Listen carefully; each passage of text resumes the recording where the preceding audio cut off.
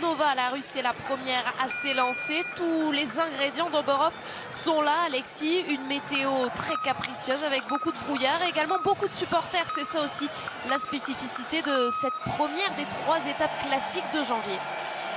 Effectivement, du vrai Oberhof, tout simplement. Pas grand chose d'autre à dire. Alors si, on espère que ça va tenir pour le tir. On le voit, il y a quand même plus de brouillard que tout à l'heure pendant les réglages.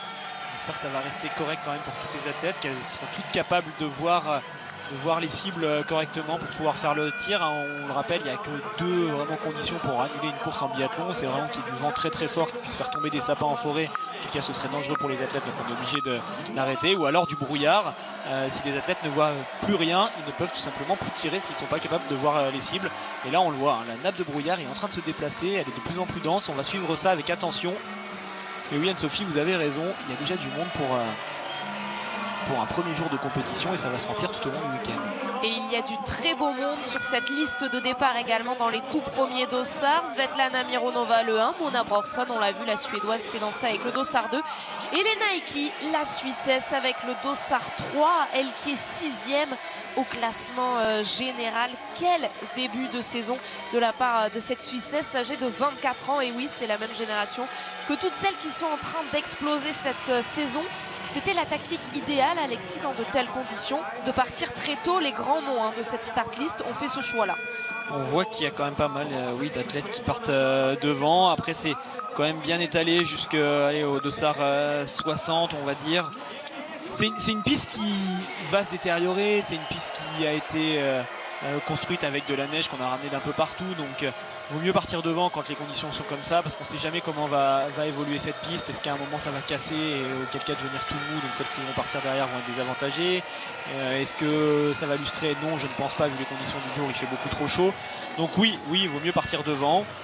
Après, le seul risque quand on part devant à Oberhof, c'est si la course est arrêtée en plein milieu, on a fait une partie de cette course pour rien, il faudra en refaire le lendemain, mais bon, pour l'instant ça a l'air de tenir.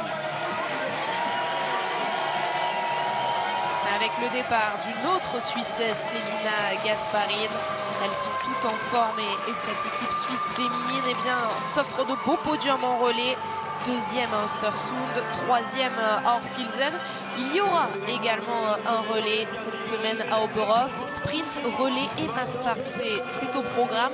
On verra un relais sur les 3 prochaines étapes finalement, puisque à Ruhpolding aussi, on verra un relais par sexe à nouveau. Et puis à Pokljuka, des relais mixtes. Un relais mixte classique et un relais mixte simple. Volonté de la Fédération internationale de bousculer un petit peu le calendrier. En tout cas, cette étape d'Oberhof, une des classiques de janvier, elle est toujours là. Beaucoup de monde au bord de cette piste. 60 000 supporters sont attendus sur ces 4 jours. Et on commence donc avec ce sprint féminin.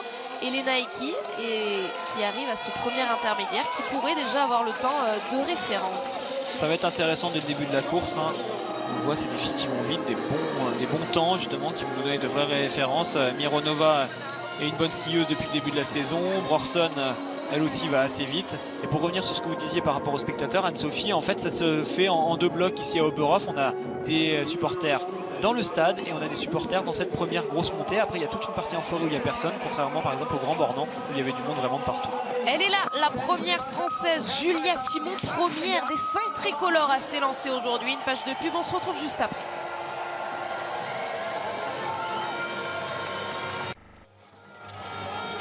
La Coupe du Monde de biathlon est de retour après la trêve des fêtes. Elles sont toutes là. C'est un sprint féminin que l'on vit ensemble pour le retour de cette Coupe du Monde ici à Oberhof. Alors est-ce que justement cette trêve a fait du bien à certaines d'entre elles, Alexis? C'est peut-être ce qu'on va voir avec Lisa Vitozzi qui est clairement en deçà de ses standards, des performances qu'elle nous avait montrées la saison dernière. Pour l'instant, son meilleur résultat cette saison, c'est une 9e place. Clairement, c'est décevant. C'est très décevant. On l'attendait pour jouer le classement général et puis finalement elle a été quasiment inexistante depuis le début de la saison. Donc oui, il va falloir qu'elle se reprenne. Et le retour de Marte Olsbu-Reuseland, là aussi ça va être intéressant.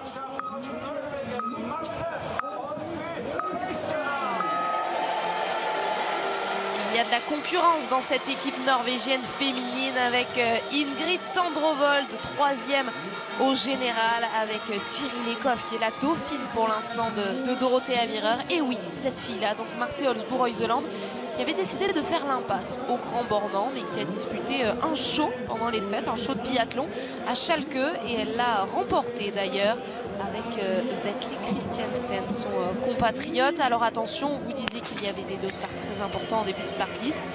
Peut-être déjà un podium à aller chercher pour Svetlana Mironova. La température de ce pas de tir qui va être compliqué. Alors on le voit au fond, les cibles sont rétro-éclairées, donc ça veut dire qu'il y a vraiment des projecteurs qui sont tout au bout là-bas à 50 mètres qui éclairent uniquement les cibles, donc même s'il y a du brouillard ça permet de les distinguer un tout petit peu mieux. Par contre entre le tapis et ces cibles justement il y a quand même du vent, on le voit avec des fanions qui ont tendance à bouger pas mal.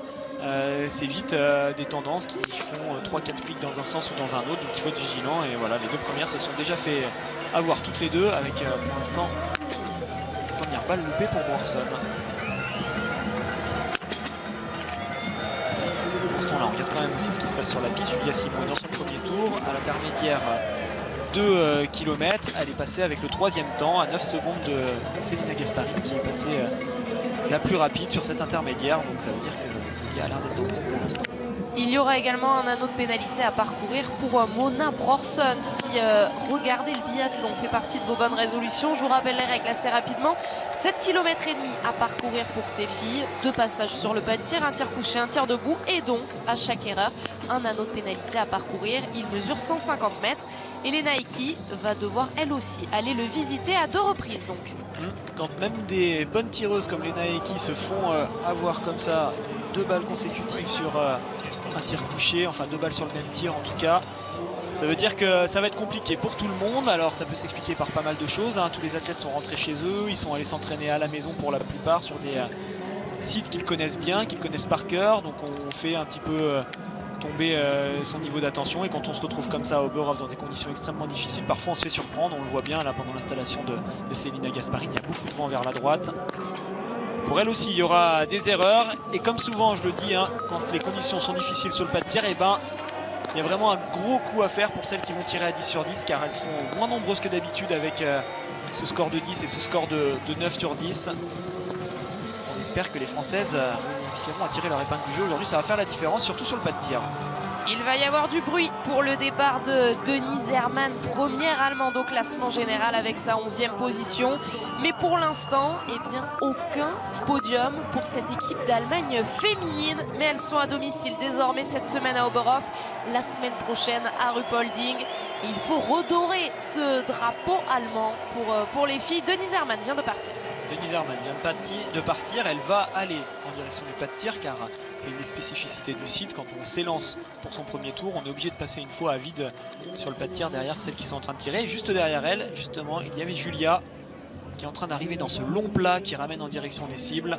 Elle est dans le dernier virage, on la voit en bas à gauche de l'écran, et elle va apparaître pour aller s'installer sur son tapis pour son tir couché. Elle est juste là au premier plan. On va vous aider à discerner les images aujourd'hui. À Oberhof, c'est particulièrement difficile dans ces conditions. Avec le vent, vous devinez également les fanions. Alexis vous l'a dit, et puis ce brouillard. Mais pour l'instant, eh bien, pas de problème pour ces filles, malgré quelques erreurs. Pas de quoi annuler cette course. On suit le tir de Julia Simon. En haut à droite, Dorothée Avireur prend le départ.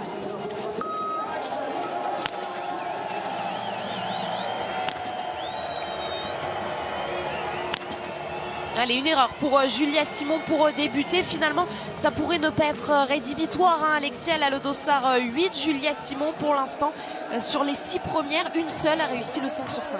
On va dire qu'elle fait comme tout le monde. Celles qui feront le bon coup de ce premier tir, c'est celles qui repartiront avec un 5 sur 5 sur leur tir couché. Mais finalement, un 4 sur 5 aujourd'hui sur ce premier tir, bah, c'est la moyenne. C'est en tout cas ce qu'ont fait la plupart des athlètes.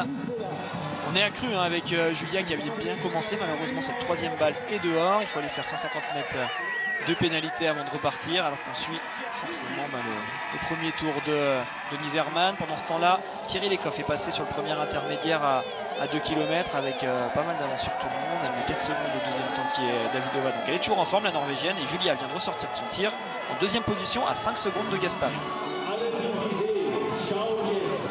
Bon début de course. Donc pour la première des 5 Françaises engagées aujourd'hui, oui, il y en a 5 et non pas 6, puisque je vous le rappelle, Caroline Colombo ne participera pas à cette course puisqu'elle est malade. Une Allemande et une autre sur le pas de tir. Avec Vanessa Hinz qui, elle, le réussit, ce 5 sur 5 qui pourrait tout de suite lui permettre de marquer beaucoup de points. Elle va sans doute ressortir dans les toutes premières positions, si ce n'est en tête, l'Allemande. Elle va quand même mettre un peu de temps à sortir, donc elle va se retrouver avec seulement 5-6 secondes d'avance, pas plus. Elle a certes fait un 5 sur 5, mais elle skie quand même beaucoup moins vite que celles qui ont fait une erreur. Il va falloir qu'elle aille vraiment chercher le 10 sur 10. Voilà une première athlète qui est dangereuse, c'est Markéta Davidová, 47 secondes pour ressortir de ce pas de tir avec pourquoi pas un 5 sur 5, ça la mettrait bien en tête.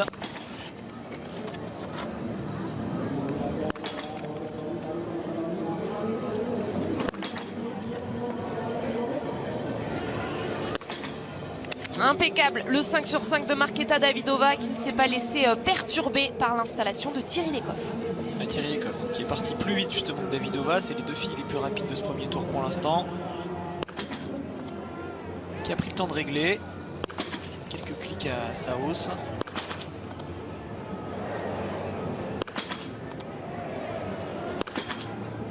Là non plus pour l'instant, pas de quoi s'affoler pour la Norvégienne. Une erreur, mais on l'a vu remporter le sprint du Grand Bornand avant les fêtes avec justement un 9 sur 10. Donc on va continuer à la suivre de très près. Elle est en train de s'avancer sur cet anneau de pénalité. C'est Davidová qui a fait le gros coup pour l'instant.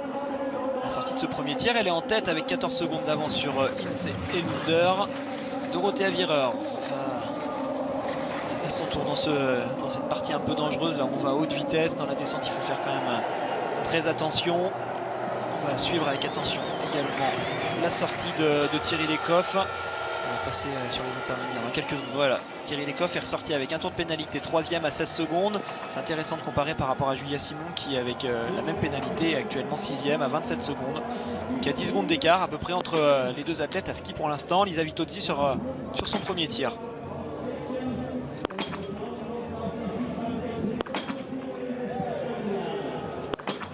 Et il lui réussit bien ce pas de tir à Lisa Vitozzi, elle qui avait réalisé le doublé la saison dernière ici à Oberhof en remportant et le sprint et la poursuite. Début de course idéal en cette saison 2020, le 5 sur 5. Et elle a l'air mieux que sur les courses du début de saison. Elle va ressortir dans les temps de ski de Davidová alors qu'au mois de décembre c'était pas le cas. Elle était plus lente que la Tchèque. On l'avait annoncé en surentraînement au début de la saison, Vitozzi. Peut-être que pendant les fêtes, elle a eu le temps de couper complètement et de se refaire un petit peu la santé. Là aussi, c'est très bien pour Royseland, qui a pris une belle coupure sur la semaine du Grand Bornand. Elle a pu profiter ainsi de 3 semaines consécutives pour se repréparer. On sort à son tour en tête. Ouais, là aussi, il va y avoir des très bons temps. Vous l'avez vu, ça s'est enchaîné. Royseland, Vitozzi, Davidová. Pour l'instant, c'est ce podium très fictif à la sortie du premier tir. Ça va nous donner des tirs debout spectaculaires pour aller chercher la première victoire de 2020 pour ces filles-là. Lynn Persson, à son tour, elle qui crée la surprise après son podium au Grand Bornand. Elle est 7e au général.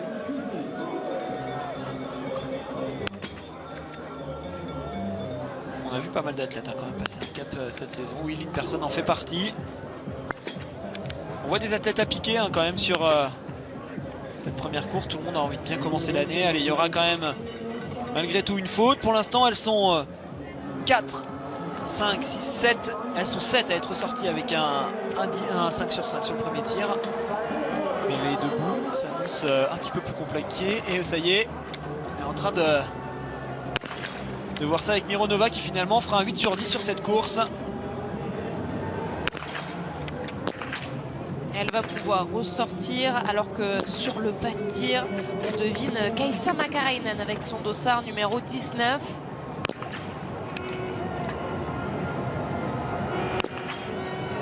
Et ça ne va pas sur le pas de tir pour la Finlandaise avec un 3 sur 5. Alors le 8 sur 10, oui, tout est encore possible, mais il y a quand même de grands noms qui ont réalisé le sans faute. Sur le premier tir notamment, Royseland, Vitozzi, Davidová toujours en tête après ce premier tir. Et ce plan, Alexis, nous permet de bien se rendre compte des conditions de tir des filles avec Mona Brorsson qui malheureusement passe à son tour à côté. Alors que Justine Brezaz avec le dossard 36 est en train de prendre le départ. Il y a 1 minute, Anaïs Bescon s'est également élancée. Alors il y a quelque chose à prendre en compte quand même pour des filles comme Morrison qui passent à côté de ce sprint, c'est qu'il n'y a pas de poursuite suite à cette course. Souvent, on sait, hein, une poursuite vient suivre un sprint et forcément le résultat du sprint a de l'influence sur le résultat de la poursuite.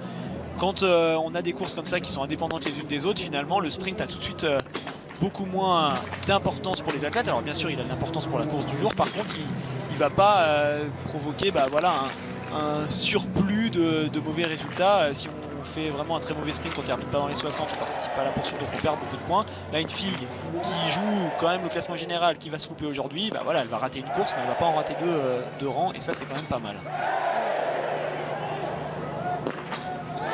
Elle aussi va se mêler à la lutte dans ce deuxième et dernier tir, le tir debout à venir pour Denise Herrmann. Elle aussi va faire partie pour l'instant des toutes meilleures biathlètes en ce début de course puisqu'elle ressort avec le sans faute. Il va y avoir un gros match quand même sur ces tirs debout. Elles sont pas mal parmi les favorites à avoir tiré à 5 sur 5. Elle ressort en tête avec 2 secondes sur Royseland. Pour l'instant c'est Denise Herrmann, Royseland et Vitozzi qui sont en 3e position à la sortie de ce tir couché. On va voir Julia, je pense qu'il est pas longtemps sur le pas de tir.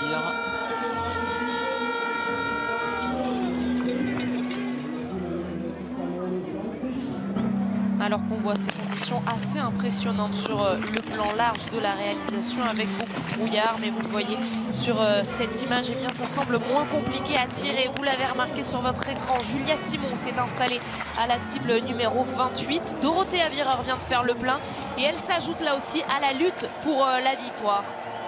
Elle est surveillée bien sûr, est-ce qu'elle est capable de garder sur ce début d'année ce dossard jaune? Et pour l'instant ça part plutôt bien, elle est dans les temps d'une Denise Herrmann qui est rapide. Alors que vous l'avez vu à droite de votre écran, double fenêtre, Julia Simon vient de réaliser le plein et donc ressort avec le 9 sur 10 aujourd'hui. Belle performance pour la première course de 2020 pour Julia. Ouais, elle ressort en tête avec 45 secondes d'avance sur Zima, ça c'est bien. Parce qu'elles sont pas mal à avoir fait le 5 sur 5, mais il va falloir quand même aller chercher le 5 sur 5 debout. Je le disais tout à l'heure, ça va pas être facile. Donc avec un 9 sur 10 sur la course du jour, c'est quand même une très belle prestation pour Julia. Est-ce que ça suffira pour le podium? Ça, on peut pas le dire tout de suite, mais quoi qu'il arrive, ça fera encore une belle course, une bonne course, pourquoi pas dans le top 10.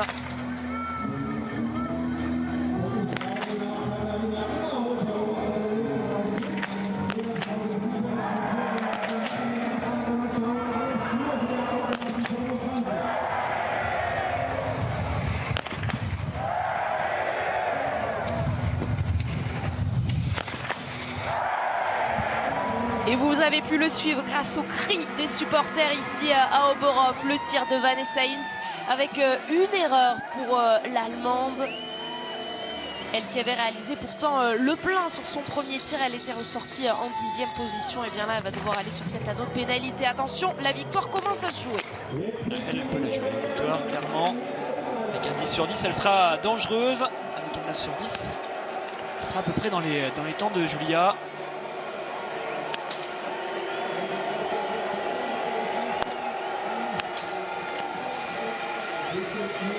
On va aller voir ces tirs-là, ces tirs compliqués, ces tirs debout, il faut se battre.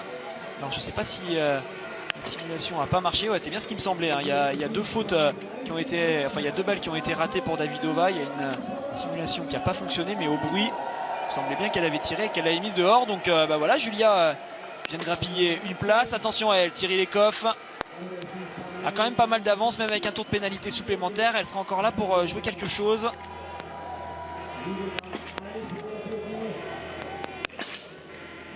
Ah, dommage cette dernière balle pour Thierry Lecoff. Alors vous le voyez, 30 secondes pour sortir de ce pas de tir, aller faire cet anneau de pénalité.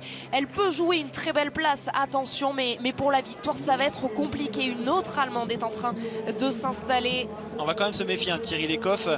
Elle va ressortir à peu près dans les temps de Julia malgré son anneau de pénalité. Derrière, on sait à quel point elle est rapide en ce moment. Il faut voir qui c'est qui va tirer à 10 sur 10 sur cette course, si elles sont peu à le faire. Tirilikov va rester quand même très très dangereuse. Mais il y a quand même du mieux hein. Chez Tyril, ça n'a plus rien à voir au niveau de ce qu'elle nous montre sur le tir. J'ai trouvé qu'elle était très appliquée sur le coucher. Il y a eu une faute certes, mais c'était quand même une belle attitude. Pareil sur le debout. Elle a vraiment balancé hein, cette dernière balle où on a vu qu'elle avait mis un gros coup de doigt. Vous voyez une balle, je pense, assez loin. Mais malgré tout, elle a bien tenu sur les 4 premières. Elle vient de ressortir. Tirilikov à 14 secondes du temps de Julia. Et attention, la réalisation nous a pas tout montré, mais Marte Olsboe-Reuseland vient de réaliser le plein, le 10 sur 10, et regardez cette avance assez phénoménale à la sortie du tir. Ouais, logique hein, de l'avoir en tête comme ça, avec un 10 sur 10, rapide à ski, il n'y a pas de secret. C'est comme ça qu'on gagne les courses en biathlon. Elle ressort avec 49 secondes d'avance.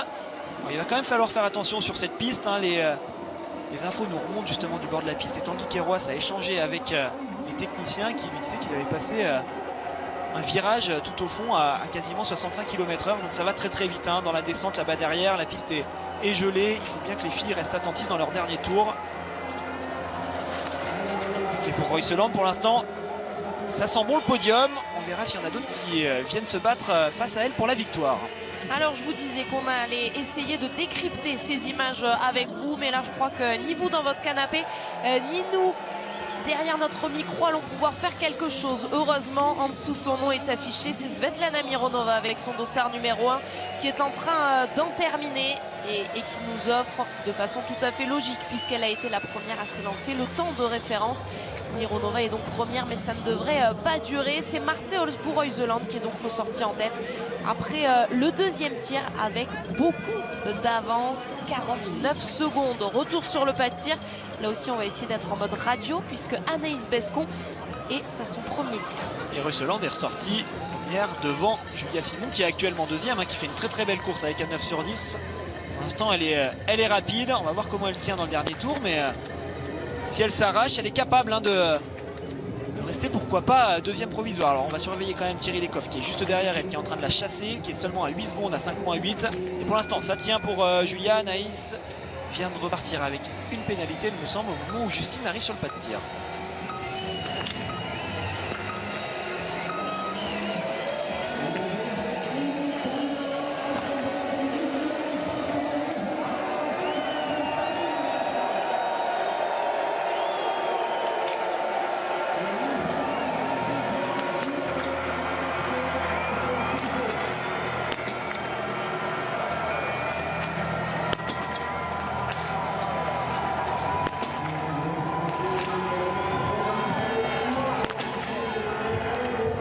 C'était encore tout à fait jouable, mais deux, ça nous fait grincer des dents quand même, hein. Alexis, c'est vraiment dommage pour Justine que les deux dernières en plus soient dehors. Ouais, les deux comme ça à la fin, ça fait quand même mal. C'est une de trop, surtout que Justine était très bien partie à ski, elle allait vite là dans le premier tour.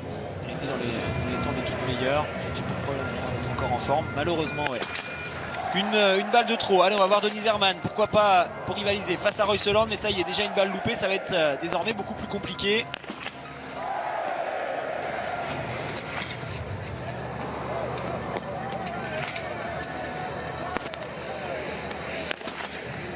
Elle a été solide, elle a bien tenu à cette dernière balle. C'est fort d'aller la mettre dans la cible et du coup elle va être dangereuse pour Julia Simon. Un anneau de pénalité donc à parcourir pour Denise Herrmann aujourd'hui, auteur de son 9 sur 10, alors que Julia Simon en termine à l'image et elle vient chercher ce temps de référence, cette première place avec beaucoup d'avance sur l'Ukrainienne Yulia Zima. Alors oui, on attend l'arrivée de Marte Olsboe-Reuseland qui est ressortie devant Julia après le deuxième tir. Mais Julia pourrait conserver cette place sur ce podium. Ce serait bien qu'elle reste première après l'arrivée de Tirilikov qui va arriver dans pas longtemps, la Norvégienne hein, qui est en train de skier. Alors, vous parlez aussi de la piste vu qu'on ne la voit pas. Ceux qui ne connaissent pas le site de Oberhof, là en face on a du brouillard, mais on a surtout une très très longue ligne droite qui fait aller, je sais pas, entre 700 et 500 mètres. Qui vient vraiment de tout au fond là-bas au bout de la forêt. En direction de cette arrivée. Dorothée Avireur pour jouer la victoire. Ça me paraît compliqué avec une faute. Par contre pour le podium, elle aussi, elle va être dans les temps à peu près de Julia. Julia est actuellement 3e car elle vient de se faire doubler par Denise Herrmann à la sortie du pas de tir. Et j'essaie de guetter les temps de Tirilikov. Ou Tirilikov qui à mon avis a chuté entre l'intermédiaire 5,8 et l'intermédiaire 7 km car elle était à 8 secondes de Julia. Et Et désormais, elle est à 16 secondes de Julia. Donc il y a dû avoir un problème pour tirer les coffres. Ça peut tenir hein, pour Julia. Pourquoi pas espérer un podium. On va suivre avec attention la sortie de l'anneau de pénalité de Dorothea Virer. Il y en a vraiment de partout en ce début de course. Le début de ce sprint féminin, première course de ce week-end ici à Oberhof. On est ensemble jusqu'à dimanche évidemment avec un programme royal. On terminera par les mass start et je me permets aussi de vous dire que c'est un programme royal toute la journée sur la chaîne L'équipe, puisque juste après ce sprint, il y a du volley et la demi-finale du tournoi de qualification olympique où la France affrontera la Slovénie, vice-championne d'Europe. Ce sera juste après ce sprint. Soyez bien au rendez-vous. Vanessa Hinz, une Allemande, elle en termine. On est vraiment dans le money time là, de cette course avec Dorothea Virer qui vient de ressortir de son anneau de pénalité suite à son tir debout. Elle est actuellement 3e, juste devant Julia. Donc pour l'instant, à la sortie du tir debout, on a Royseland avec beaucoup d'avance sur tout le monde car elle est à 10 sur 10. Elle a 37 secondes d'avance sur Denise Herrmann qui est actuellement 2e. Juste derrière, 3 secondes derrière, on a Dorothea Virer et 9 secondes derrière, on a Julia Simon. Mais j'ai l'impression que Julia Simon est en train de finir assez fort. Donc il va falloir que Dorothea s'arrache pour rester devant la Française. On va avoir un beau match dans ce dernier tour. Sur la ligne d'arrivée, Thierry Lecoff n'est toujours pas passé. Dorothea Virer, on la voit dans la première grosse montée. Il faudra faire attention dans les descentes. En tout cas, Royseland a fait quand même un sacré coup. Hein. Elle a vraiment su aller chercher le 10 sur 10 alors que Thierry Lecoff vient de passer la ligne d'arrivée. Elle est juste là avec donc 19 secondes de retard sur Julia Simon. Cette première place provisoire pour l'instant qui tient pour Julia. On aura peut-être une explication avec peut-être un ralenti, une image ou une interview de Tanguy Queiroz pour savoir ce qui s'est passé pour Thierry Lecoff. Mais en attendant, c'est l'arrivée de Marte Olsbu-Royseland, une autre Norvégienne à l'image qui, elle, prend la tête de la course sans surprise. Mais ça tient toujours pour Julia sur ce podium. Ah, c'est difficile de savoir si Thierry Lecoff est tombée, si elle a eu un problème ou si elle a eu du mal à terminer ce dernier tour parce qu'elle a perdu du temps de manière régulière sur Julia. On aura peut-être plus d'infos tout à l'heure. En tout cas, oui, Royseland passe en tête avec 47 secondes d'avance sur Julia. Julia a quand même terminé très très vite cette course. On va suivre avec attention ce qui se passe face à Dorothea Virer qui est actuellement 3e. Julia, à la sortie du plat de tir, je le rappelle, est pour l'instant 4e. Donc on a un beau match là pour le podium provisoire. Irina Kriouko à son tour vient chercher une très belle place de classement. Peut-être même sera-t-elle dans cette cérémonie des fleurs avec cette 5e position. Mais il y a du beau monde que l'on attend désormais dans cette dernière boucle. Denise Herrmann, Dorothea Virer. J'essaie de voir qui c'est qui pourrait venir derrière, un petit peu inquiété les 5 premières actuelles. Alors Lisa Vitozzi, elle va venir franchir cette ligne d'arrivée dans quelques secondes, mais elle est un peu plus loin. Lisa Vitozzi, elle a eu du mal sur son tir debout, vous le voyez, 2 fautes. Elle se bat actuellement pour une 12e place. Et ce n'est toujours pas la Lisa Vitozzi de la saison dernière que nous allons retrouver sur cette première course de 2020. Elle qui avait fait forte impression à Oberhof en 2019 en remportant le sprint. Eh bien, elle est 10e provisoire. Et Dorothea Virer est en train de perdre du temps sur Julia Simon dans ce dernier tour. Elle avait 9 secondes d'avance tout à l'heure. Elle en a désormais seulement 6. Donc elle a perdu 3 secondes. On le voit hein, sur les temps intermédiaires qu'on peut aller chercher, les temps du dernier tour. Julia Simon a terminé vraiment très très vite. Donc pourquoi pas aller chercher 6 secondes sur Dorothea Virer. C'est possible, on va y croire. Hein, pourquoi pas un podium de Julia sur cette course, même s'il reste encore beaucoup de monde. Denise Herrmann, on vient de la voir passer. Elle est bien 2e à 33 secondes derrière Royseland.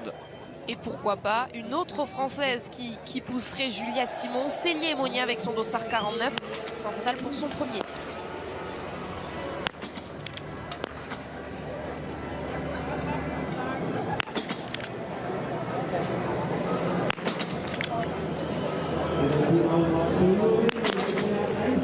Célia qui voulait sans doute effacer la déception du Grand Bornand où elle avait terminé hors des clous pour la poursuite, 62e. Malheureusement, ça commence mal une nouvelle fois avec ses 3 erreurs. Il y a 3 fautes sur un premier tir, ça fait beaucoup. Alors j'ai l'impression que le brouillard est en train de tomber. J'ai l'impression qu'il y en a plus que tout à l'heure. Alors il me semble que c'est Dorothea Virer qu'on a entreaperçu. Je guette les intermédiaires. Donc Kaisa Makarainen, elle va aller en direction de la ligne d'arrivée. Mais vous le voyez, 3 fautes aujourd'hui elle ne sera pas inquiétante pour Julia, qui sur la ligne d'arrivée est toujours deuxième. C'est Denise Herrmann qui viendra faire reculer la Française normalement. Et Anaïs Bescon sur la cible 29 pendant qu'on suit évidemment cette ligne d'arrivée avec Paulina Fialkova à son tour en 4e position, le 9 sur 10. Là aussi des points précieux pour le classement général. Et elle est là, Denise Herrmann.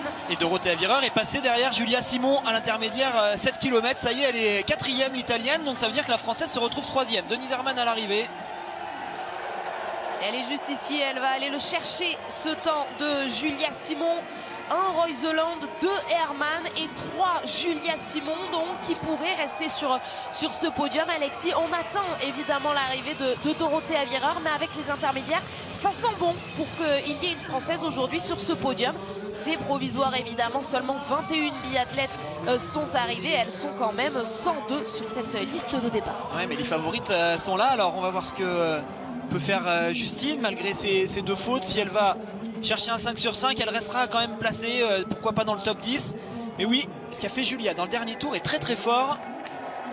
Elle a repris du temps sur les meilleurs, sur Thierry Lecoff, sur Dorothée Avireur. Il y aura encore 2 fautes au moins pour Justine. Ce sera une course à oublier malheureusement. On a beaucoup parlé pendant ce premier tiers de la saison de l'irrégularité de Justine Brezaz, capable du meilleur comme du pire. Eh bien oui, c'était une course sans aujourd'hui avec des nouvelles erreurs, 2 nouvelles erreurs pour Justine Brezaz. Dorothée Avireur, elle est là. Alors est-ce qu'elle va aller chercher le temps de Julia Simon? 5 secondes à peine désormais pour aller couper cette ligne d'arrivée et passer devant la Française. Elle sera derrière et ça tient pour l'instant pour cette 3e place de Julia. Alors si elle fait 3e aujourd'hui avec un 9 sur 10 dans ces conditions, face aux toutes meilleures, ça voudra dire encore une fois qu'elle a vraiment passé ce cap depuis le début de cet hiver. Et ouais, elle sera même bien derrière. Dorothée Avireur, elle a perdu pas mal de temps dans le dernier tour. 4e provisoire, juste devant Thierry Lecoff qui recule donc. Mais pour Julia Simon, eh bien ça tient. Reuseland, Herrmann, Simon. Pour l'instant, c'est ce podium provisoire.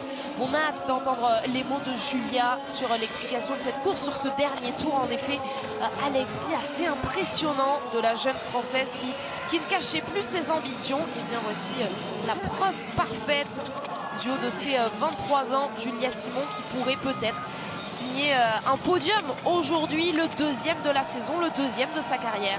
Elle est vraiment forte à ski, on le voit. Elle a le 5e temps de ski à 26 secondes. Elle est juste derrière Denise Herrmann, Makarainen, Eckhoff et Reuseland. On va dire celles qui vont toujours le plus vite. Et puis juste derrière, on a Julia. Et Julia en plus qui est capable de tirer très vite. Donc elle reprend aussi des secondes sur le pas de tir. Et on le voit dans le dernier tour, elle a vraiment fait l'effort. Elle a le 3e temps du dernier tour. À seulement 2 secondes, 5 de Denise Herrmann qui elle aussi a fini fort. C'est solide ce qu'a fait Julia. On peut saluer une très belle gestion de course sur ce premier sprint de l'année.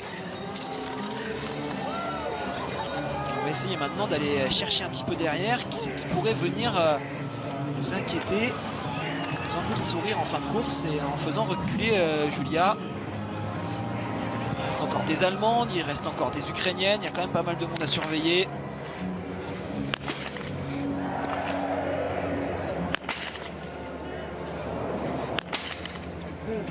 C'est compliqué, pourtant qui connaît bien ce site, elle s'y entraîne très souvent.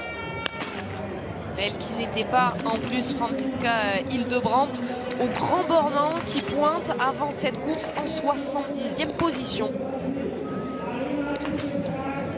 70e position, classement général évidemment pour l'Allemande Franziska Hildebrandt, qui va donc pouvoir ressortir de ce pas de tir après avoir fait 3 anneaux de pénalité devant son public ici à Oberhof.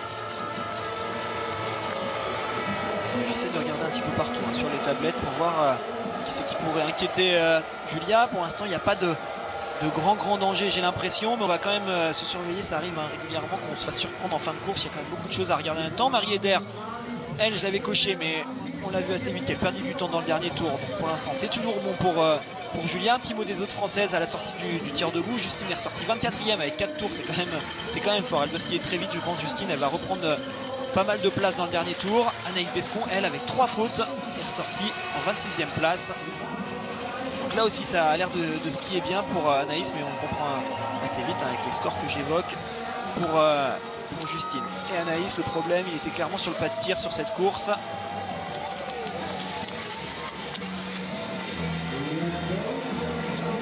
Alors que la nappe de brouillard semble se dissiper un petit peu, on peut s'en rendre compte sur ce plan large où on devine la lueur de l'écran géant au fond de ce site ici à Oberhof, avec ce sprint féminin. Donc demain il y aura évidemment le sprint masculin, puis on passera au relais samedi et au mass start dimanche. Mais avant cela, elle est loin d'être finie cette course avec ce dossard 45 d'Eva Puskarsikova qui a déjà réalisé le sans faute. Et on suit évidemment la française aussi, Chloé Chevalier, avec son dossard 61, dernière française engagée. Ça fera 4 sur 5 pour Chloé et pour la Tchèque. Ça fera 9 sur 10 malheureusement. Cette dernière balle est dehors, il n'y aura pas de sans faute. Il n'y aura pas de sans faute et du coup il n'y aura pas d'inquiétude pour Julia. Normalement avec la Tchèque, alors on va surveiller jusqu'au bout des athlètes comme Merkushina par exemple, qui a le dossard 90, une Ukrainienne avec un 10 sur 10 qui pourrait rester dangereuse. Même si on le répète, hein, Julia a fait quand même une excellente course, elle est au contact des tout meilleurs. Voilà, on va bien le voir avec ces positions qui s'affichent. Reuseland a été parfaite, rapide et efficace sur le pas de tir, rapide et efficace sur les skis. Donc là-dessus, pas de souci. Elle est logiquement en tête. Denise Herrmann qui fait une très très belle course elle aussi, qui s'est bien battue sur son tir debout notamment, où elle allait s'arracher pour mettre la dernière balle. Ça fait une deuxième place provisoire juste devant Julia. Ça va faire plaisir à ce public d'Oberhof de voir enfin, depuis le début de la saison, ce n'était pas encore arrivé, une Allemande sur le podium de ces courses féminines. Denise Herrmann deuxième et belle opération également Alexis pour Marte Olsbourg-Reuseland qui était 19e avant de cette course après avoir fait l'impasse au Grand Bornand, qui pourrait donc faire un bond au classement général, elle qui était sur le podium de ce classement général justement juste avant les courses en Haute-Savoie. On n'a pas trop compris ce qu'elle a fait au Grand Bornand. Elle aurait pu reprendre le dossard jaune à Dorothée Avireur sur les courses du Grand Bornand. Finalement elle a choisi de rentrer à la maison. Elle l'avait dit en début de saison, on lui avait demandé en interview quel est l'objectif principal pour vous cette saison. Elle nous avait dit, pour moi l'objectif principal c'est les championnats du monde à Antols. Donc voilà, elle s'y est tenue, même si elle est très bien classée au classement général. Elle joue avant tout ces mondiaux qui arriveront un petit peu plus tard, et elle a choisi de venir se reposer chez elle avant d'arriver à Oberhof. Et juste derrière elle, juste derrière Marte Olsbourg-Reuseland et Denise Herrmann, il y a donc pour l'instant une Française, Julia Simon, mesdames et messieurs. Pour la première course de 2020, on va peut-être avoir une tricolore sur cette boîte. De la toute première course, ce sprint féminin, on avait eu une Française déjà au Grand Bornand pour le dernier sprint de 2019. Il s'agissait de Justine Brezaz. Et bien la station des saisies doit être ravie, puisque Julia Simon peut être sur ce podium. Pour l'instant, elle n'est pas inquiétée. C'est Kamila Zouk, la polonaise, qui passe à l'instant avec son dossard numéro 35. Et là aussi, il y a de la jeunesse, hein. On en parle de cette nouvelle génération. Voilà, une fille de 1997 qui pointe le bout de son nez. Elle a des médailles et des titres sur les catégories juniors. Et elle commence à confirmer. Il va falloir compter avec elle, hein. Kamila Zouk, on la verra de plus en plus. David Ovad, 97 également. Voilà, toutes ces jeunes qui arrive petit à petit. Monika Onitz, attention à elle, elle est en train de faire une très très belle course. C'est vrai qu'on l'avait pas trop vu. Voilà, elle va finalement donner un peu d'air à Julia, car avec un 5 sur 5 et du coup un 10 sur 10, elle aurait été potentiellement sur le podium. On va voir ce que ça donne une fois qu'elle aura terminé la note pénalité, mais elle va malgré tout rester dans les temps de Julia. Il va falloir surveiller la polonaise parce qu'elle peut venir jouer les troubles faites là à la fin de cette course, et pourquoi pas faire reculer Julia. C'est elle le danger qu'on cherchait depuis tout à l'heure. Le dossard numéro 52 qui va mettre à peu près 25 secondes à faire son tour de pénalité. Et à la sortie de cette anneau de pénalité, Julia est à 49 secondes. Donc vous le voyez, si vous faites les petits calculs, elle ne va pas ressortir loin de la française. Et on le rappelle, Julia a été capable de finir très très fort dans ce dernier tour. Je ne sais pas si Monika Onitz sera capable de faire la même chose. Allez, on va suivre déjà l'intermédiaire avec beaucoup de précision. Le temps, l'écart avec lequel sort Monika Onitz, 54 secondes. Alors c'est derrière Julia Simon qui avait 49 secondes, vous l'avez dit, Alexis. Alors est-ce que ça suffira? Julia Simon justement, elle est avec Tanguy Queiroz, ça va nous dire si elle a fini fort, si elle est inquiète. C'est à vous Tanguy. Julia, inquiète ou pas? Parce que vous avez fini fort quand même ce dernier tour. Bah, je pensais pas avoir réussi à finir très fort. J'ai eu du mal dans la ligne droite et au final, Doro est passé derrière. Donc je suis contente, finalement, j'ai peut-être pas si mal fini. C'était plutôt une bonne course, maintenant c'est fait, j'ai plus qu'à attendre et quoi qu'il se passe, j'ai fait le job. Sur la gestion de course, il y avait une consigne particulière aujourd'hui? Non, pas spécialement, voilà, c'est géré, on se connaît, on fait aussi avec la forme du moment, un petit peu les sensations du moment. Je savais, j'ai souvent du mal à partir quand même dans les premiers inters. Et en plaisantant, je disais au kiné, de toute façon, quand on m'annoncera à 7 secondes au premier inter, je m'inquiéterai pas parce qu'il y a les Nike. Je suis arrivée à 7 secondes au premier inter, donc je me suis pas inquiétée. Mais je savais qu'il fallait tirer aujourd'hui. Je pense que j'avais le 10 au bout de la carabine. Je sais pas trop où est cette petite balle, c'est un petit peu frustrant. Je pense que c'est une petite erreur droite, mais c'était plutôt bien fait, c'était correct. Et j'ai vraiment, dans le dernier tour, je me suis pas affolée. J'ai même pas entendu ce que m'a dit Vincent Vito de sommet de la botte. Je me suis dit, c'est pas grave, fais ta course. Tu pars tranquille et tu essaies de finir fort à la fin. Donc voilà, la course est faite, elle est plutôt bien faite. On verra le résultat. À la télé, on voit pas grand-chose. À travers l'œilleton, c'était possible de tirer. Aujourd'hui, les conditions étaient acceptables? Oui, c'était vraiment acceptable. Je pense qu'on a connu bien pire à Oberhof. On a connu des conditions bien plus compliquées. Le vent est assez régulier finalement. Ce qu'on n'est pas forcément habitué ici, c'est souvent des rafales. Donc c'était pas facile à tirer, mais il fallait être attentif et ça le faisait. Et puis debout, finalement, j'avais rajouté un petit poids au bout de ma carabine et je me suis pas du tout fait bousculer. Donc ouais, des conditions assez agréables pour Oberhof. Merci, vous revenez nous voir si ça tient pour le podium. Ça roule. On espère que ça va tenir le podium pour Julia Simon. En tout cas, vous avez pu le suivre pendant que Julia répondait aux questions de Tanguy. Monika Onitz est arrivée à l'intermédiaire, Alexis, avec encore un peu de retard. Ça nous laisse respirer pour Julia. Alors elle avait 5 secondes de retard sur Julia quand elle est partie de la note pénalité, quand elle est partie du pas de tir. Désormais, elle en a 8 de retard. Donc ça veut dire qu'elle est en train de perdre du temps. On le sait, Julia, même si elle n'a pas eu l'impression de finir fort, a réussi à finir très fort. Donc pour l'instant c'est de bon augure, mais on va quand même se méfier. Si Monika Onitz est dans un grand jour, elle peut reprendre du temps à la fin. Donc tant que c'est pas fini, on va continuer de croiser les doigts. Après, Julia regrette peut-être ce 10 sur 10, mais si elle reste 3ème, de toute façon, même avec un 10 sur 10, je ne sais pas si elle aurait pu faire beaucoup mieux aujourd'hui en termes de place. Car Reuseland avec un 10 aussi serait allé plus vite. Et Denise Herrmann aurait fait quasiment jeu égal avec elle malgré son 9. Donc on va déjà prendre ce qu'il y a à prendre pour Julia. 9 sur 10 dans ces conditions, c'est très bien. Elle l'explique, elle a mis un poids au bout de sa carabine. Ça c'est quelque chose qu'on avait évoqué il me semble quand on était à Orfilsen.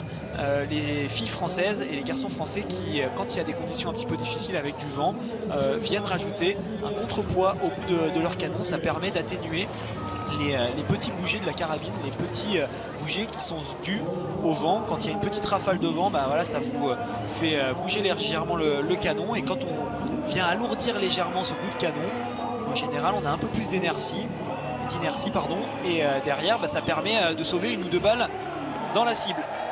Alors on continue de regarder avec attention le temps intermédiaire de Monika Onitz, et pour l'instant elle n'est toujours pas passée à l'intermédiaire 7 km, donc ça tient pour Julia. Le 9 sur 10 également pour Puskarsikova qui passe à l'instant 15e position. Donc ça tient toujours pour Julia Simon qui a réalisé un très beau 9 sur 10 aujourd'hui. Seulement 3 10 sur 10 pour l'instant sur cette ligne d'arrivée. Seulement 42 biathlètes sont arrivés. Donc attention, on va retenir notre souffle évidemment jusqu'au bout. Je vous l'ai dit, elles sont 102 sur cette liste de départ. Et puis on a noté quelques noms, Alexis, vous le disiez tout à l'heure, notamment Anastasia Merkushina avec son dossard 90. Donc cette course est loin d'être finie et on est ensemble pour la suivre jusqu'au bout avec ce premier suspense. Et Monika Onitz qui va passer un nouvel intermédiaire, le 7 km. On le voit, elle est déjà derrière, Julia. J'attends avec impatience, enfin non, on va pas être trop impatient. Si elle arrive un peu tard, tant mieux pour nous. Elle fait une belle course quand même, Monika Onitz, 8ème avec un 9 sur 10, mais on le voit clairement, elle va pas aussi vite que Julia dans le dernier tour. Elle a vraiment été sensationnelle dans ce dernier tour, Julia. Tant mieux si elle n'avait pas l'impression d'aller très vite et puis qu'elle va déjà vite, finalement c'est de bonne augure pour la suite. Mais normalement Monika Onitz sur la ligne d'arrivée sera derrière et Julia va rester 3ème. On va avoir le sourire dans le clan français alors que c'est Anaïs Besseron qui est en zone mixte avec Tanguy Kérois à son tour. Anaïs qui est pour l'instant 26e. Anaïs dans le top 30, mais trois fautes aujourd'hui sur ce sprint. Qu'est-ce qui s'est passé sur le pas de tir? Ce qui s'est passé, je pense que vous avez pu voir que c'est pas des conditions faciles aujourd'hui, avec du vent, du brouillard, une visibilité qui n'est pas vraiment nette et des conditions difficiles de reprise. Et c'est dommage parce que c'est vraiment dans des journées comme ça, je pense qu'il y a des coups à faire, des choses à aller chercher. Et j'ai pas réussi à sortir mon épingle du jeu aujourd'hui, donc j'espère que ça ira mieux samedi ou dimanche. Qu'est-ce que vous avez mis en place pendant les fêtes pour revenir sur ce mois de janvier où ça va s'enchaîner vite, 3 semaines de compétition? L'objectif c'était de faire une petite phase de repos et de renchaîner derrière avec du travail à la fois du volume, du musculaire et de l'intensité pour finir, pour se préparer pour ici. Malheureusement pour moi ça a commencé par de la maladie après le Grand Bornand.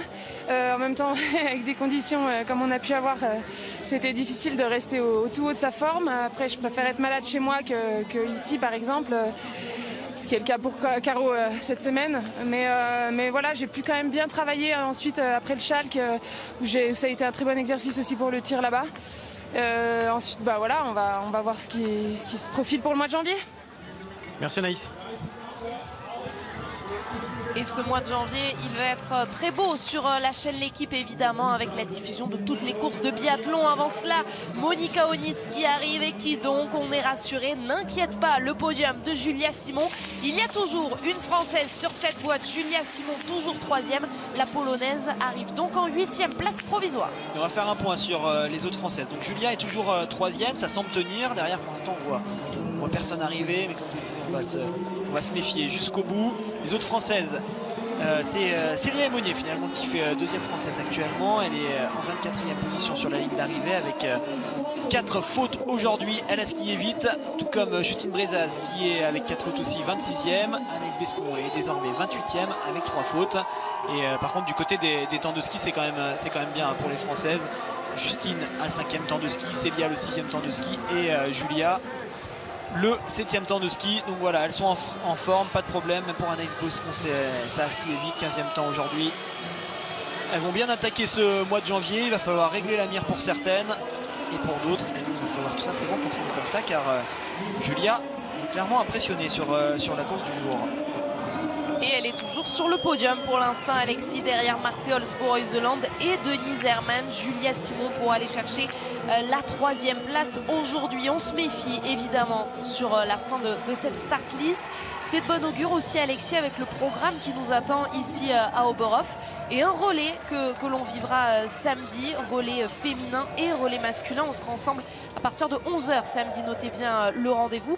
Et là aussi, on attend beaucoup des Françaises qui pour l'instant n'ont pas fait un seul podium. Oui, on attend qu'elles nous montrent ce qu'elles savent faire, hein, le niveau qu'on connaît d'elles sur les relais. Il y a eu des petites choses délicates, il y a eu des choses à prendre en compte sur ce début de saison, des compositions d'équipe qui étaient délicates à faire. Mais voilà, elles sont capables d'être à chaque fois sur ce podium. Alors on va voir justement la composition d'équipe qui sera choisie pour le relais qui va arriver. Chloé est en train de faire une course correcte, hein. Chloé avec 2 fautes aujourd'hui, elle est ressortie 28e du tir debout. On va voir sur la ligne d'arrivée ce que ça donne, mais j'ai l'impression qu'elle est un petit peu plus rapide par rapport aux autres que sur le mois de décembre. Donc ça peut être intéressant pour les relais. Si Chloé trouvait un petit peu la forme, ça pourrait aider les relais. Allez, Hammerschmidt, elle aussi, elle peut être dangereuse. Alors on voit qu'il y a déjà une faute malheureusement pour elle, mais c'est le genre d'athlète qui peut venir créer la surprise en fin de course. Elles sont quand même encore quelques-unes, hein. Hammerschmidt et surtout Merkushina qui arrivera avec le dossard à 90. On attend aussi le tir debout de Solendal. Et justement, on parlait des relais. Pour l'instant, Caroline Knoten, la Norvégienne, s'est illustrée sur ce genre d'exercice, le relais. Mais d'un point de vue individuel, c'est encore compliqué. La 43e place provisoire avec son arrivée à l'instant et son 7 sur 10 aujourd'hui.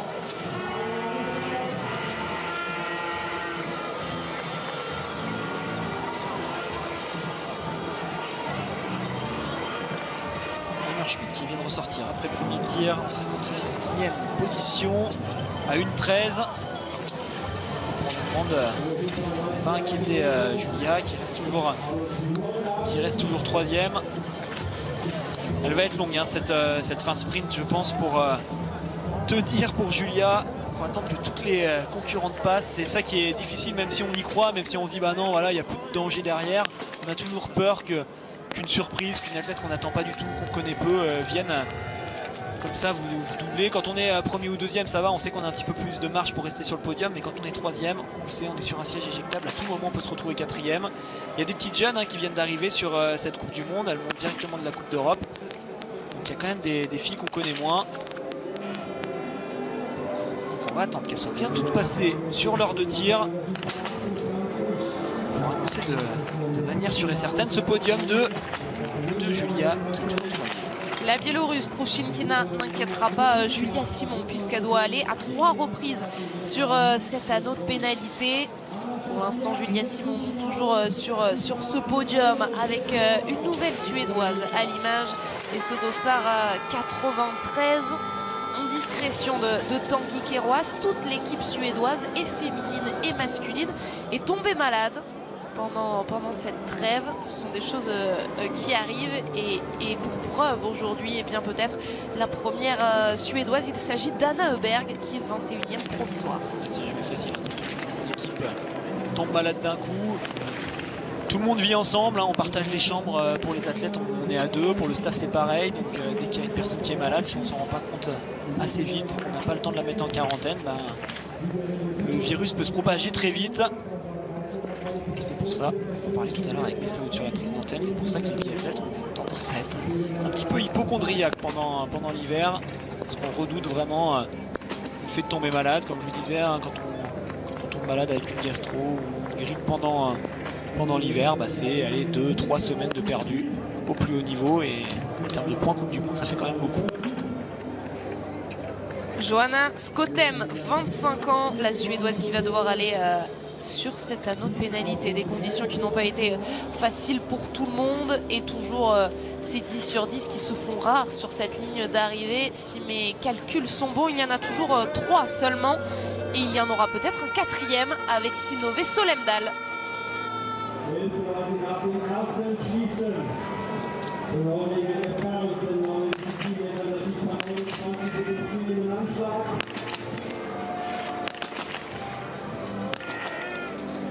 Noch 20 Positionen vor dem zweiten Schießen und 4.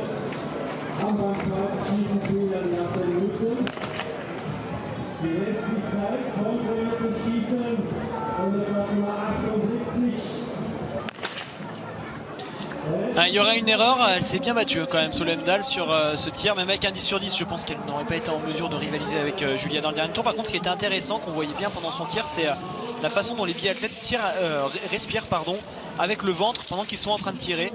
On essaye de prendre un maximum d'oxygène entre les balles et on fait rentrer l'air en général par le ventre avant de le faire remonter dans la cage thoracique et dans les poumons.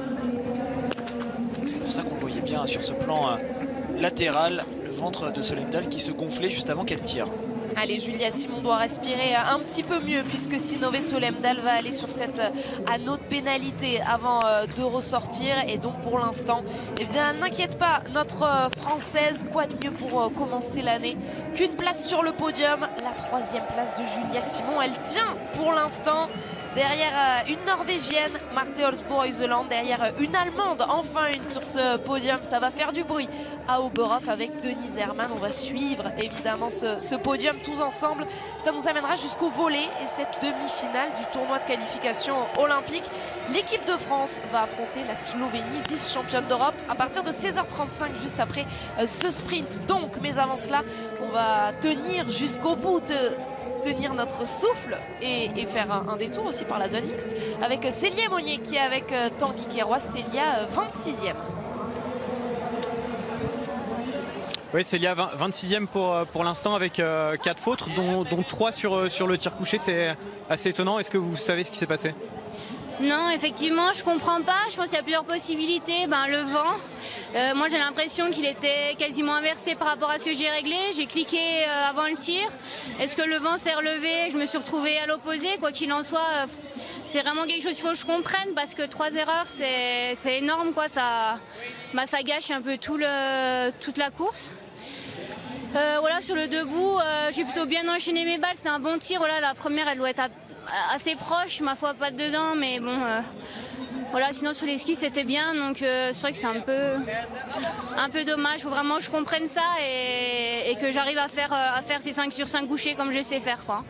Un mot sur Julia qui se dirige vers un deuxième podium depuis le début de la saison, ça va faire plaisir à tout le groupe. Ouais, c'est super, c'est une fille vraiment, vraiment top et je suis contente pour elle. Ouais, c'est cool, ça fait du bien, c'est cool. Merci Célia. Et on espère qu'il va tenir ce podium pour Julia Simon, alors que la réalisation nous montre à nouveau ses résultats sur cette ligne d'arrivée. Julia Simon 3e et Célia Aymonier donc 2e meilleure française avec cette 26e place provisoire. Et en première position, c'est cette jeune femme, Marthe Olsbu-Reuseland, avec donc un 5 à la suite pour les Norvégiennes. Peut-être que Thierry Lekhoff aurait pu aller chercher une 5e victoire de rang sur les courses individuelles. Elle passe la main à sa compatriote, donc Marthe Olsbu-Reuseland, qui va signer une 4e victoire en carrière. La dernière fois, c'était à Salt Lake City, sur un sprint déjà. La saison dernière, elle montre en tout cas qu'elle a fait les bons choix, visiblement, Marthe Olsbu-Reuseland, puisqu'elle n'était pas là au Grand Bornand. Ouais, l'ajout tactique, on l'a vu dans le passé très souvent. Les Norvégiens et les Norvégiennes savent préparer les grands rendez-vous. Donc il faut toujours se méfier avec eux. Et même si elle a loupé les courses du Grand Bornand, Reuseland va rester dangereuse pour le classement général. On le rappelle, en fin de saison, on enlève les 2 moins bons résultats en termes de points pour tous les athlètes. Donc Reuseland a utilisé ses jokers au Grand Bornand. Et une fois qu'on lui aura retiré, elle va se retrouver tout d'un coup avec beaucoup plus de points que ce qu'elle n'a actuellement. Donc il faudra compter avec elle. Moi j'essaie de regarder où est Nicole Gontier, parce que même avec 2 tours sur son premier tir couché, elle skie quand même très vite, j'ai l'impression. Et on va se méfier d'elle sur son tir debout. Et en attendant, justement, Marthe Olsbu-Reuseland, elle est avec Tanguy Carroisse. Marthe, it's the best beginning of year possible. Début parfait. Yeah, it was a really good start for Ouais, c'est 2020 and un début parfait pour 2020. C'était difficile avec la météo. Il y avait beaucoup de vent. Mais c'était vraiment cool de courir ici. Je suis vraiment très contente. Vous n'étiez pas là au Grand Bornand, mais vous restez dangereuse pour le général. Non, je pense pas vraiment.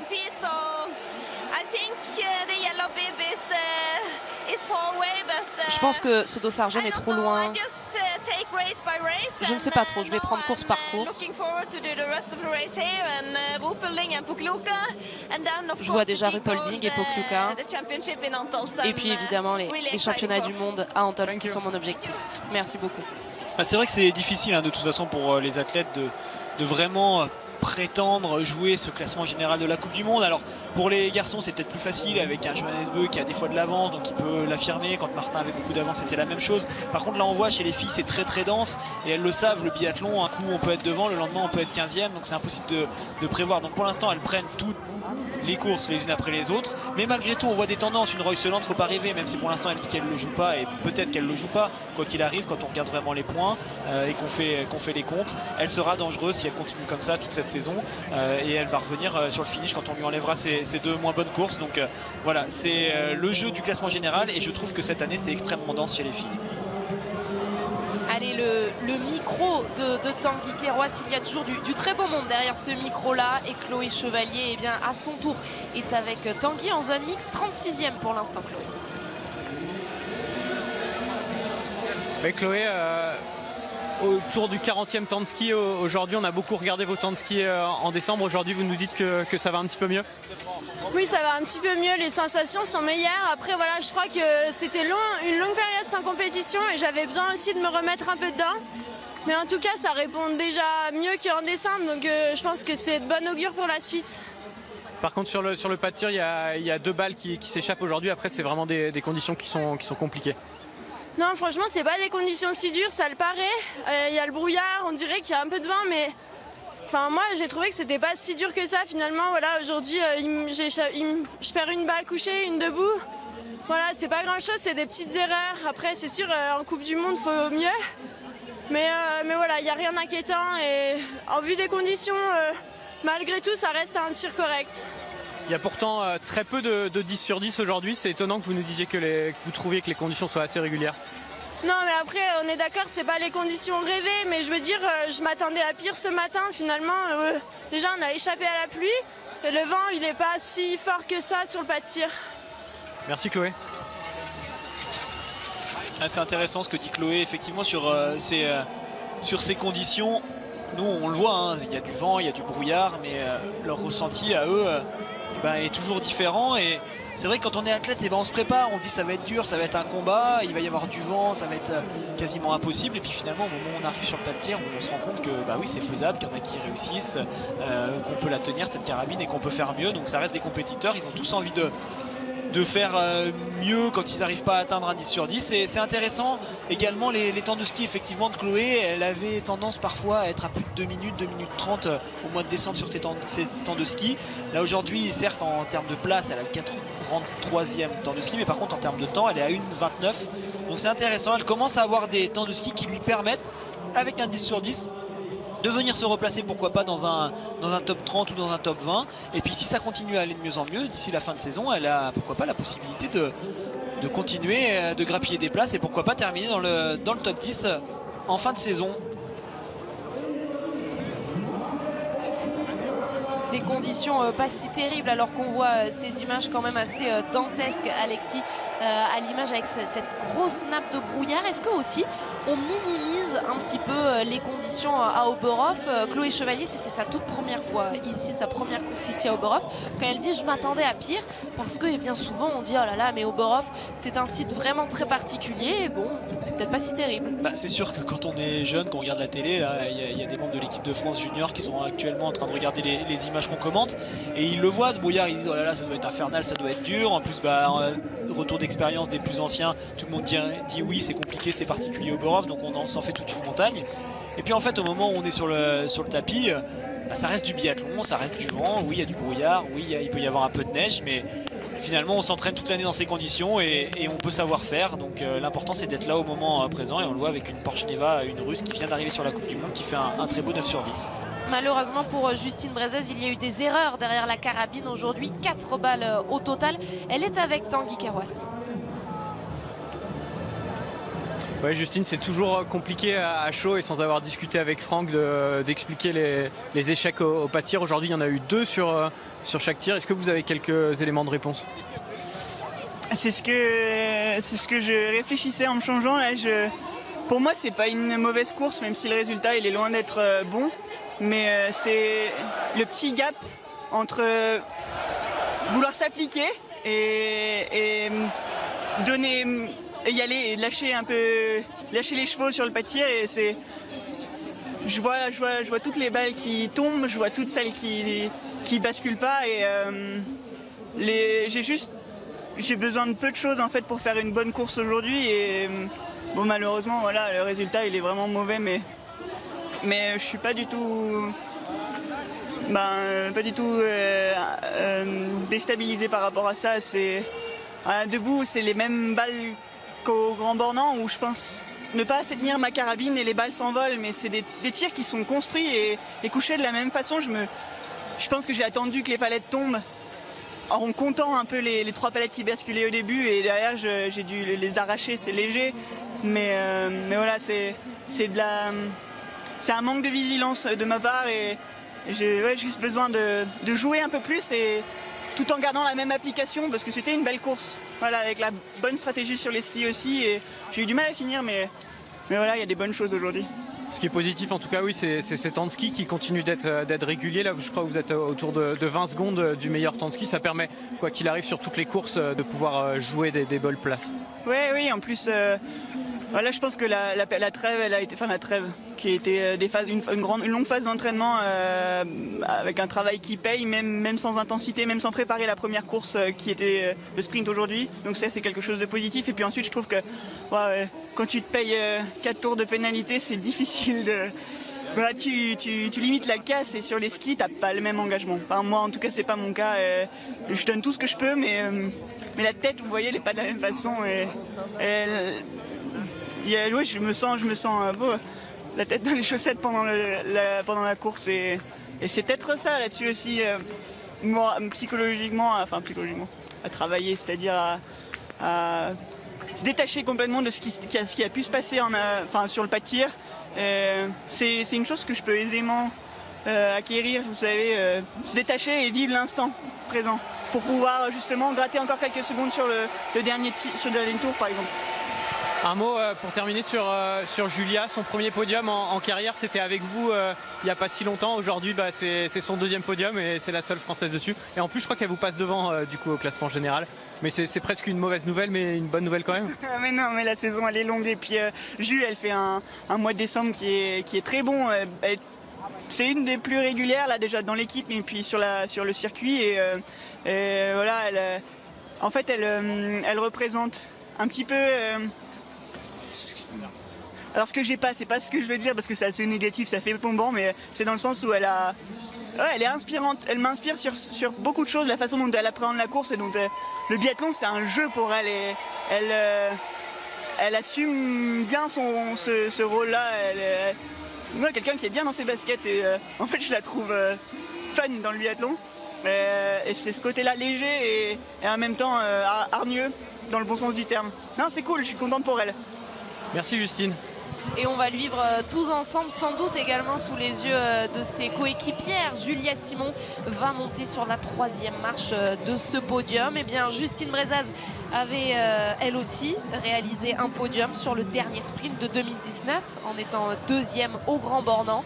Et bien c'est sa coéquipière, donc Julia Simon, une nouvelle fois. Nous sommes gâtés, commentateurs du biathlon français, puisque une nouvelle tricolore va monter sur cette boîte. Il s'agit de Julia Simon, donc en 3e position.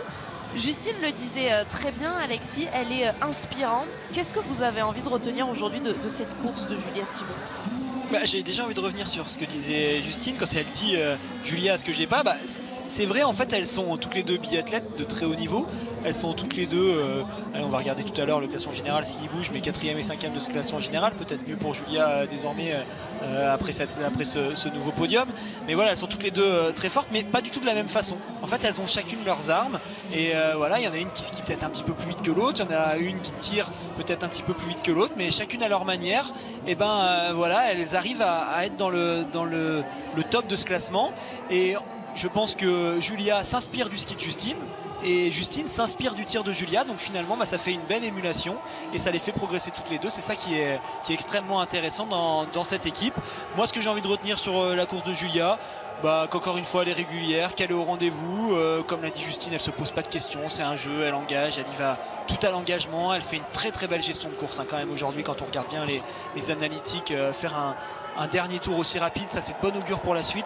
On se rappelle sur sa toute première course ici à Oberhof, il me semble que c'était sa première Coupe du Monde, alors ça remonte un peu mais j'ai peut-être des souvenirs un peu flous, mais il me semble qu'elle avait eu des crampes et qu'elle avait dû abandonner ici à Oberhof. Donc là on n'est plus du tout sur le même profil d'athlète, on voit une athlète qui a complètement progressé, qui a franchi un cap, qui maintenant fait partie des tout meilleurs biathlètes mondiales et sa place au classement général le prouve, tout comme son podium du jour avec deux grandes championnes, Royseland et Denise Herrmann.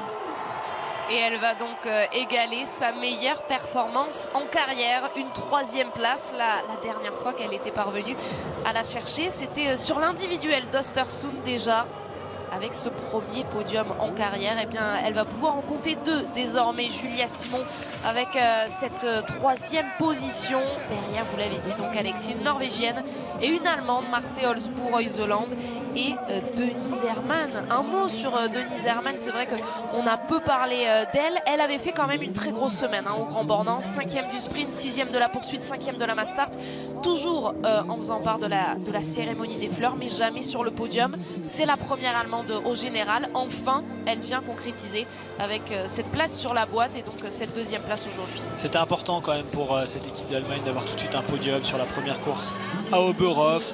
On s'en rend pas compte, là il y a du brouillard, on voit rien, mais il y a 3-4 temps de VIP ici à Oberhof pour justement les VIP, les médias, les partenaires de cette équipe d'Allemagne. C'est, on le dit toute l'année, un sport très populaire qui génère beaucoup d'engouement en Allemagne et les gens sont là, les sponsors, ceux qui mettent de l'argent tout simplement pour que les Allemands puissent faire leur sport correctement, ils sont là et ils ont besoin de voir des résultats de temps en temps, sinon au bout d'un moment les gens finissent par se lasser.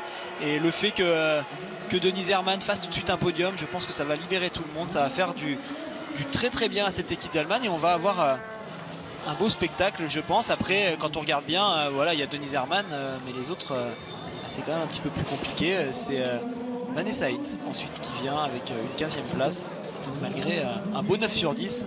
Elle a eu du mal. Hitz, un petit mot sur la Russe qui vient de passer la ligne d'arrivée. C'est une Russe qui vient d'arriver en équipe de Coupe du Monde et qui fait malgré tout une très très belle course. C'est la sœur de Porchnev qu'on voit déjà depuis quelques temps en équipe masculine.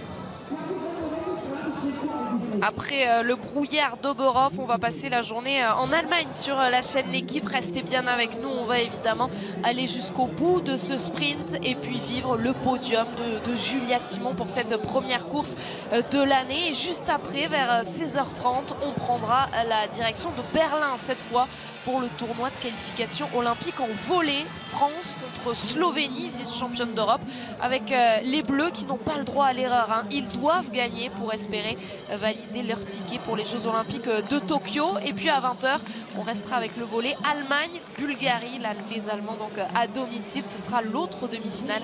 Voici le gros programme qui vous attend sur la chaîne L'équipe, programme royal, puisque Alice, là on termine ce sprint féminin de biathlon. Il y aura évidemment un sprint masculin, ça ce sera demain à partir de 13h45 aussi, comme aujourd'hui. La Biélorusse Anna Sola est sur la piste. Alexis, elle est en train d'en terminer et c'est elle le tout dernier dossard de cette start list.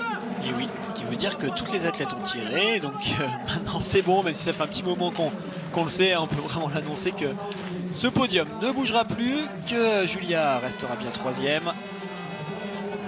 Et on va en profiter pour regarder le classement de toutes les Françaises. Ça ne devrait plus beaucoup bouger. Peut-être qu'il y en aura une ou deux qui viendront se mettre devant, mais ça m'étonnerait. Donc on a Julia qui est 3e. Célia 26e aujourd'hui. Justine sera 28e. Anaïs 31e. Et Chloé sera 38e. Caroline Conlobo, qui était malade, n'a pas participé à cette course. On espère la revoir très vite, notamment sur le podium. Et un point également sur le classement général qui s'est mis à jour à l'instant. Eh bien, Julia Simon et Justine Brezaz échangent leur place en 4e et 5e position sur ce classement général. Julia Simon, avec son podium du jour, est donc désormais 4e, 261 points. Et si on fait le calcul, eh bien, on voit que Julia Simon n'est plus qu'à 28 points du podium toujours Wierer, Eckhoff, Tendrevold. Celui-ci, il n'a pas bougé. Ouais, celle qui a perdu pas mal de points quand même pour le classement général. C'est vrai qu'on n'en a pas parlé du tout pendant la course parce qu'elle a fait 3 fautes et elle n'a pas skié très vite. C'est Tendrevold justement qui termine 34e de ce sprint et qui a perdu, comme je le disais, pas mal de points au classement général. Ça l'a bien fait reculer et désormais la 3e place est à portée de Julia Simon. Et encore une vingtaine de points, un peu plus, mais ça se rapproche et c'est extrêmement serré justement entre ces 3 filles de 96. On ne cesse de le répéter, elles se battent toutes les 3 depuis les catégories juniors et ça continue sur le circuit senior.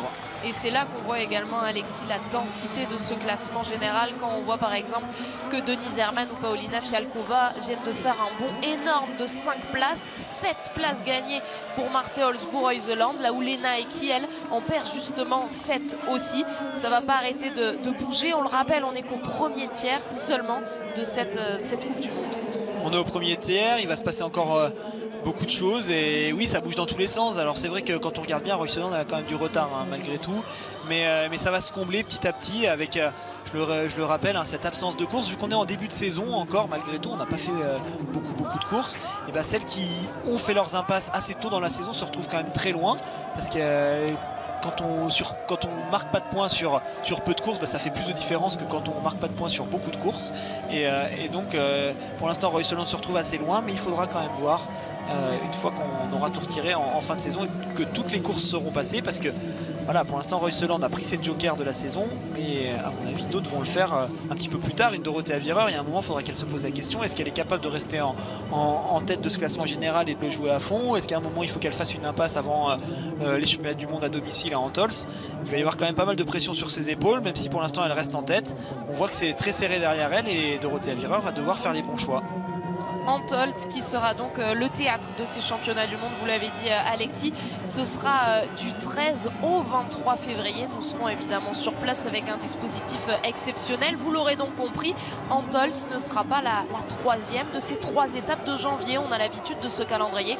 Oberhof, Ruhpolding, Antholz. Et bien cette fois, ce sera Pokljuka en 3e étape. Oberhof, Ruhpolding, Pokljuka. Donc c'est ce qui nous attend pour les 3 prochaines semaines, avec là aussi des courses et des programmes un petit peu modifiés par la Fédération internationale. Cette semaine, nous aurons des mass start pour terminer. Ce sera dimanche à partir de 11h, mass start féminine, puis mass start masculine. Avant cela, on aura les relais samedi et puis évidemment demain le sprint masculin, avec là aussi beaucoup de choses à vous raconter, avec l'impasse de Johannes Bö qui attend son premier enfant, vous le savez, qui ne sera donc pas là demain. Mais avant cela, eh bien c'est toujours les filles qui nous occupent en ce milieu d'après-midi, et une Française qui est bien là, Julia Simon, avec cette 3e position et un podium magnifique que nous allons vivre. Messaoud, donc on est gâtés pour cette première course de l'année.